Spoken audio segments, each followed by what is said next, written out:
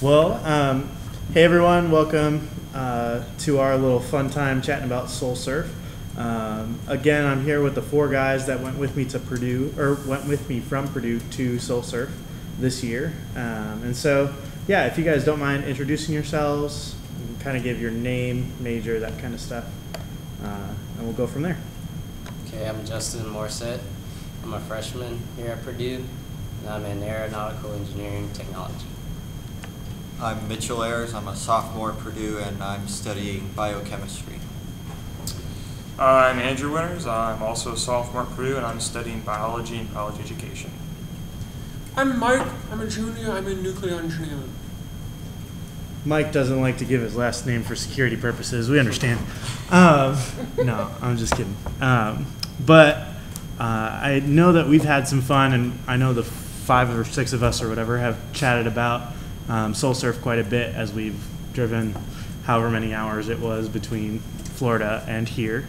But I just wanted to kind of get those memories down on tape and kind of talk through a little bit more of what Soul Surf was like for you. So the first thing I was wondering is, why did you go to Soul Surf? What was kind of your thinking beforehand? Well, for me, at first I wanted to go home just because I'm from Tennessee. I don't get to go home that much. But Florida did sound kind of attractive, so yeah, that's why I wanted to go, and just felt like it'd be something different. And Mike, he was very persuading, so that's pretty much why I went. Cool. What about you, Andrew? Cool. I knew it was going to be a chance for evangelism, and I know that talking about my faith really helps me to believe it as well. So it was, and it brings you into a closer relationship with God, at least it does for me. And so those were the 2 reasons I went, really. Just to practice evangelism, to practice talk to people about God, and just not in a natural way instead of forcing it unnaturally. Just getting to know people and talking about God, and in doing that, I believe, therefore I've spoken, and vice versa. So. Cool. What about you, Mitch? For me, I guess Florida was attractive, as Justin said. I love the sun and the beach, but I guess another main reason I went because we would be evangelizing to people, and it's something I'm not good at. So I went to gain practice and just experience it better. Awesome. For me, I didn't really think about the decision a whole lot. I just felt like this was what God wanted me to do, and so I'm going to do it. So there wasn't a whole lot of thought process there. Yeah, absolutely. So when we first got there, our very first day, after we drove and then we slept, and then our very first day we ended up having to go to the beach. Usually we spend a day doing training, but because weather was coming, we kind of threw you guys and me a curveball and said, okay, we're hitting the beach today instead of tomorrow. And so the first time you walked onto the beach, tell me, give me the play-by-play. What was going on inside your head as we walked onto the beach and you started having conversations that day? I was pretty scared. Just where we set up our display, we were just right in front of the stage where everybody was partying and dancing, and I was so afraid. Why here? Why are we gonna put it right here? But yeah, I was so afraid, but it ended up working out. Yeah, we went right in the middle of everything. I guess it was a little intimidating for me, but I guess I adapted fairly well. I did struggle to, engage in conversations with people. I was just scared myself. But I don't remember much of that day. I remember it wasn't as smooth as we just went down to the beach and started talking to people. It wasn't that smooth. I remember being pretty nervous, kind of a sick feeling in my stomach.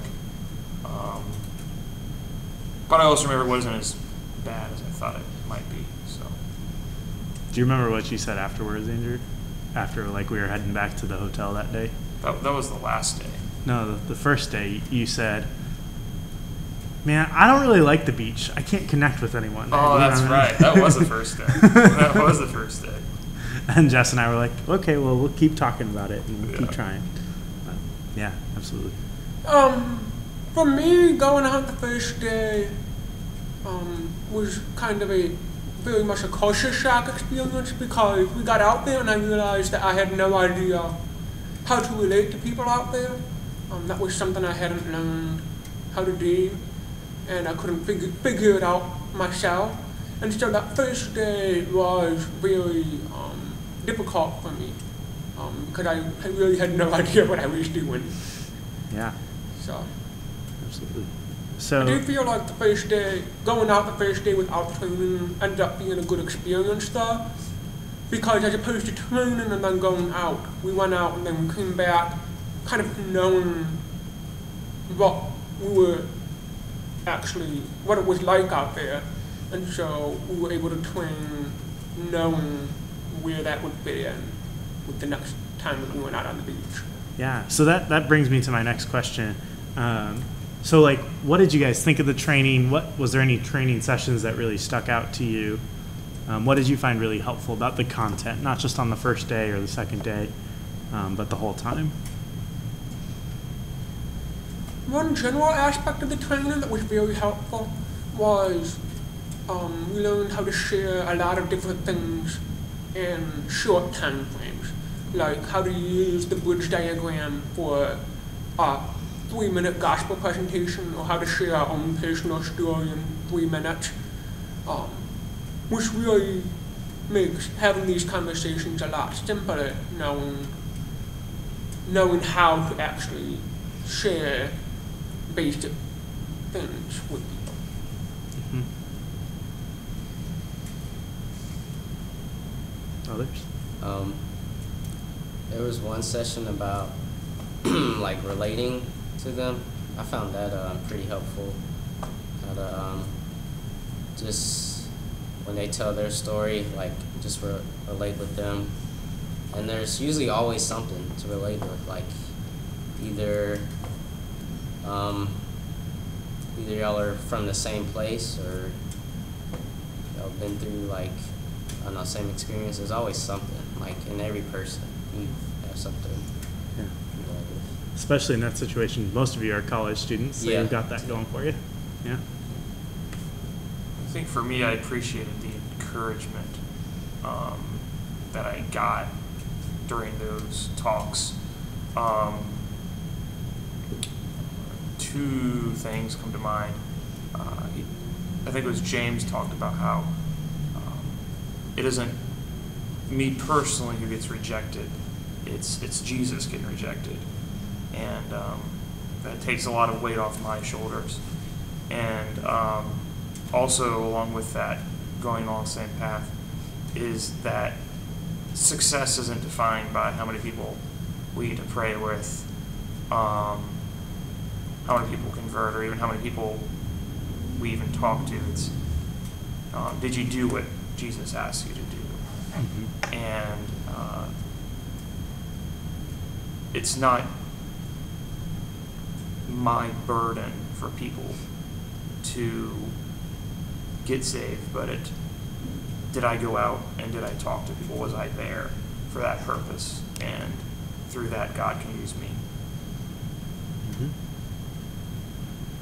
What about you, Mitch? For me, it was similar to what Mike said. Just learning how to get these things into short conversations, because a lot of the people we talk to may not necessarily be interested. So it's helpful to have what we want to say be concise. Yeah, absolutely. So I know that we all had a variety of experiences, whether it was at the pool parties that we threw, or whether it was at the beach, or during trainings, or at the pancake thing with the crazy disco bus that we had. But as you think through the week, what's one story that really stands out for you? So maybe it's a conversation you had, or something that you did that you never thought you would do, something like that. I think probably one of my favorite stories is, so Sunday after we hit the beach, we had our first pool party. And about halfway through that, I grabbed Mitch and we went around and we invited everyone in the hotel and their grandmama to our party. Because we had a lot of hot dogs we had to get rid of at that party. And if you ask anyone in like our meetings and the staff are telling us we should invite people to stuff, I'm normally the first person who says, but Jess, Mike, inviting people is hard. So for me to actually be inviting the entire hotel to our party was kind of a different thing for me to do. But it actually worked out very well. It was kind of fun too. Oh, true confessions with Mike Lively. 3-letter words. Yeah, others? What's one story that sticks out?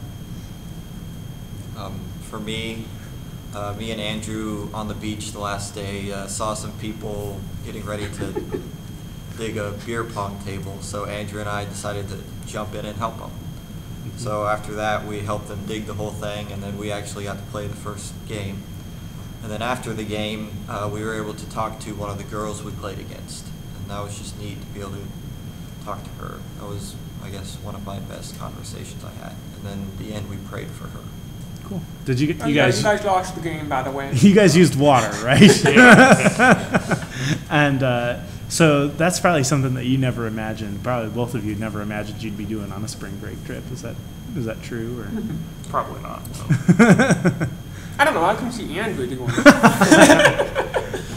it. What's another story that sticks out to one of you guys? I had a couple good ones. One was a girl named Jordan. She grew up Lutheran, and like all of a sudden at 12, her parents and her just stopped going to church. And I asked her, "Do you know why?" She was like, "No, I didn't really ask him." And so she was actually a senior in high school. So, and just like a good conversation. I was just encouraging her to go, like when you get to college, she plans on going to Nevada. Try to find a church home. And then, at the end, I was able to pray for her, and she really enjoyed that. And she liked the fact that, because I'm a guy, that I wasn't just like going up and hitting on her. She was glad that I just actually had a legitimate conversation with her. So, Cool. that's my good conversation. How about you, Andrew? Tell about Thomas. Peer pressure. I met a guy named Thomas. He was a Marine that I talked to on Thursday, and during one of our parties. And I left. We had to talk for a little while, then I left. And then I felt like I should talk to him again. And so I went off my gut and talked to him again on Friday night, even though I didn't know he would be down by the pool. I was pretty nervous. I didn't really want to. But I went and talked to him, and God used that. And Thomas was really open and honest with me. We had a good conversation, and I got to pray for him in the end. And that was really cool. And it was just cool to see how God works in people's lives. So it was really cool. Yeah. That's great. Yeah, I think the stories of Soul Surf are what keeps me going back down to the beach. I love hearing the stories that you guys have about whether it's your own personal change or whether it's just the change in the people that you're talking to, or even just the conversations that you have. It's a good thing to kind of share that, I think. Keeps me going. So what's one thing that you learned from Soul Surf, and how do you want to bring it back to campus? What do you guys think?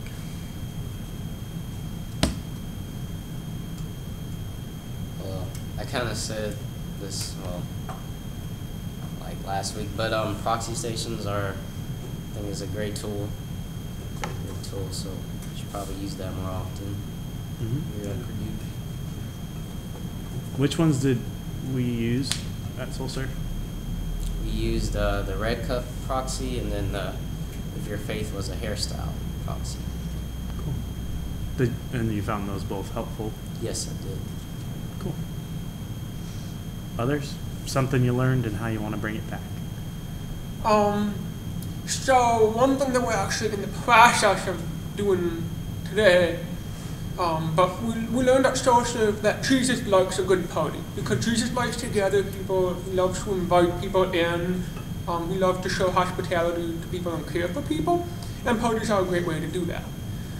So that's one thing that we want to bring back, and we're actually starting that by having a party after this. Yeah, and going off that, I guess I learned more of a balance of getting to know people and having fun with being real about your faith and what you believe and God and how He works in your life.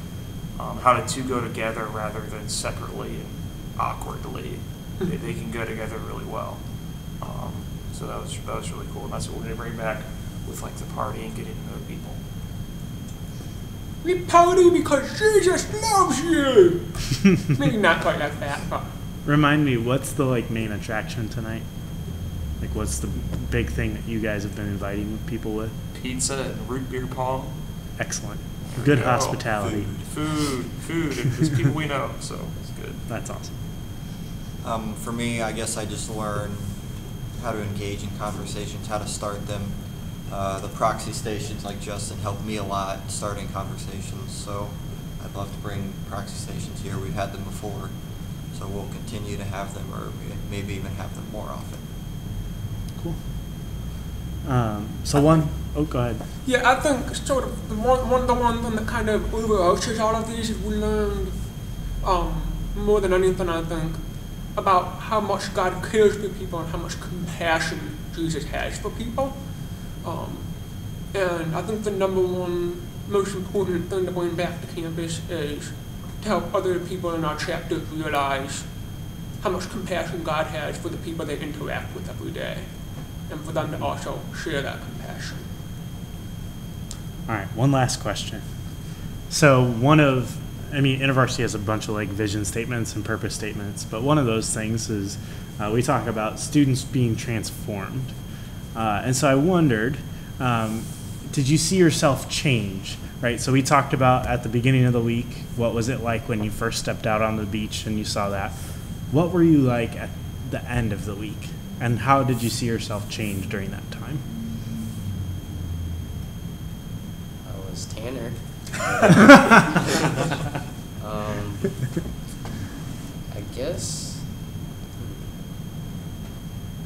I guess a little bit more open to talk.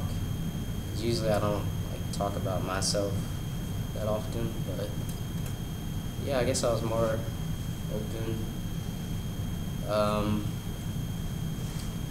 I didn't need major changes. I guess just learning how to, conversate better. Mm-hmm. Like you were saying, how when a conversation is going red light or yellow light, how to put it up to green. So yeah, that's what I learned. Cool. Other pieces of your self-transformation? I know for me, going into social, I was totally not a party person. My idea of a good party was to hang out with 5 other guys and play board games or something. And now I'm one of the people in charge of planning probably the biggest party in recent chapter history. And I'm just, in general, much more excited about parties than I would have been before. Kind of going off what I said earlier about the first day, I was not excited at all about the beach. But on the last day, we came off the beach on it was Thursday.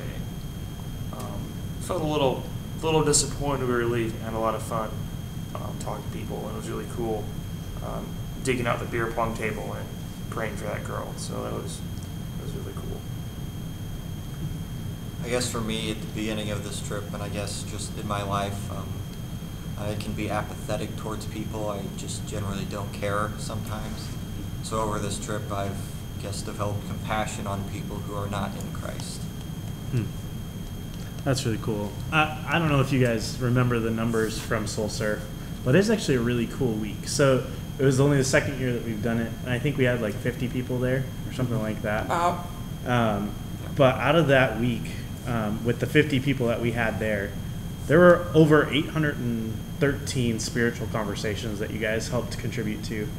And you guys helped share the gospel over 236 times. And out of that, 13 people became Christians for the first time. And then after that, 19 people made significant decisions towards maybe it's recommitting their lives, or maybe it's putting something to the side so they could focus on Jesus. And so I just wanted to say thank you to you guys. You guys have been really cool and being willing to go on this trip and really staying committed. And now it's been fun to watch you guys totally initiate a party on your own.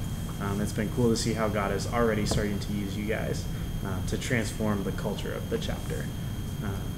So thanks for bearing with me and doing this videotape. I know you guys are like, I don't know why we got to be videotaped, but that's just the way I am. You are believe or basic to hide our identities, right? Yes, you're Okay. exactly right. Yep. But yeah, so thank you guys. I appreciate it. And oh, one last thing. Would you guys recommend Soul Surf to someone for next year? What kind of a question is that, of course? Yes. Sure. Cool. All right. Sure. Well, thank you guys.